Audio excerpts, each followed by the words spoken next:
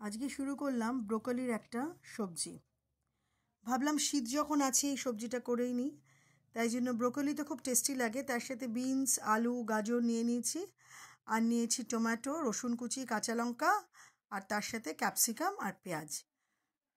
আমি এই যে সবজিগুলো ব্রোকলির সাথে বিনস, আলু আর গাজরটাকে হালকা করে একটুখানি গরম জলে ভাপিয়ে নিয়েছি। খুব বেশি ফোটাইনি, জাস্ট হালকা করে একটু ভাপিয়ে নিয়েছি।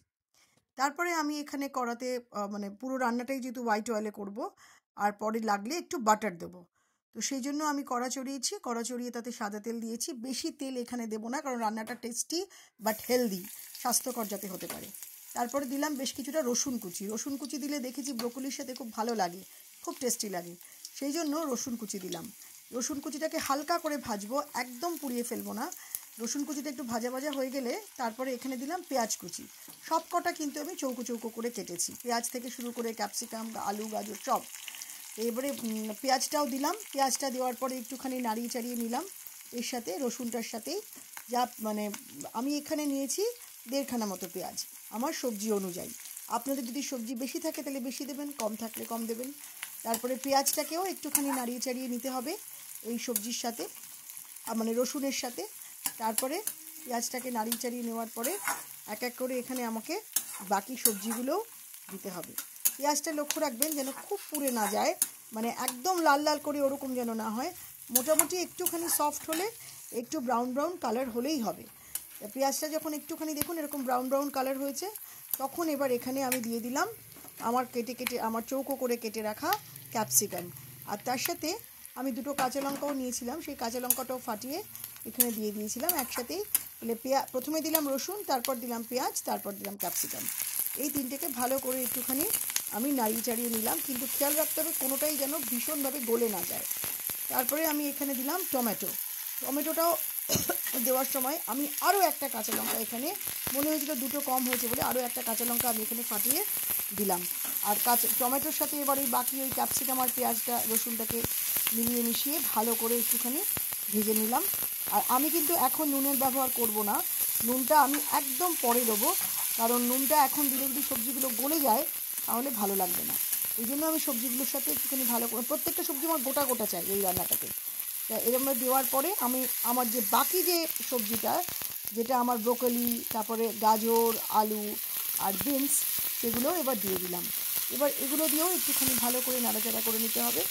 আর তারপরে এই রান্নার যেটা মেন একটা মশলা, সেই মশলাটা দিতে হবে। কী কী মশলা আছে এখানে রেখেছি আমি আমচুর, রেখেছি হলুদ গুঁড়ো অল্প, একদম জাস্ট কালারের জন্য একটুখানি হলুদ গুঁড়ো দেবেন, নুন দেবেন এখন যেহেতু অনেকটা সবজি ভাজা ভাজা হয়ে গেছে, আর দেবেন এটা পাওভাজি মশলা, যে কোনো ডিপার্টমেন্টাল স্টোরে পাবেন, এটা এভাবে করে দেখবেন ভীষণ ভালো লাগবে। আর আমচুর, এই 4টে মশলা দিতে হবে।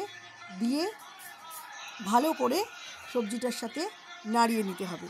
আর কোনোটাই অতিরিক্ত দেবেন না, একটু পরিমাণ মতো, মানে অল্প অল্প করে 8 চামচ 8 চামচ মতো।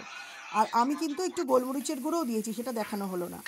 আর দেওয়ার পরে ভালো করে সবজিটার সাথে মিশিয়ে নাড়িয়ে চাড়িয়ে নিতে হবে। আর এবারে দেবো অল্প জল, আমি একটু গরম জল করেই রেখেছিলাম, এই ছোটো গ্লাসেরও মানে 1/3 মতো, একদম অল্প জল, জাস্ট একটু ব্রোকলিটা যেন একটু একটু বেশি একটু সেদ্ধ হয়। আমি এগুলো সমস্ত মশলার সাথে গরম জলের সাথে দিয়ে আমি এবারে একটু চাপা দিয়ে দেবো।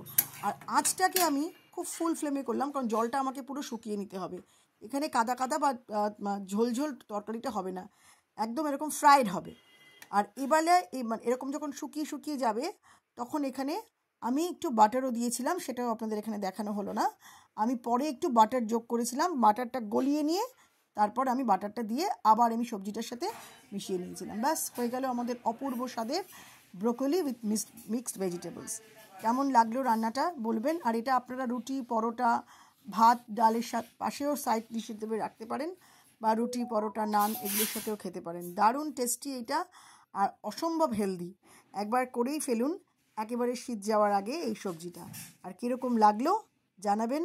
ভালো লাগলে একটু ওই একই কথা বলি, লাইক করবেন, একটু শেয়ার করবেন, সাবস্ক্রাইব করবেন, কমেন্টে ভালো মন্দ যেটাই হয় সেটা লিখবেন। আপনাদের খারাপ মন্তব্য আমাকে শিখতে সাহায্য করবে, আর যদি ভালো লাগে তাহলে আমি আবারও আরেকটা রান্না করার উৎসাহ পাবো। ভালো থাকবেন, সুস্থ থাকবেন, আনন্দে থাকবেন।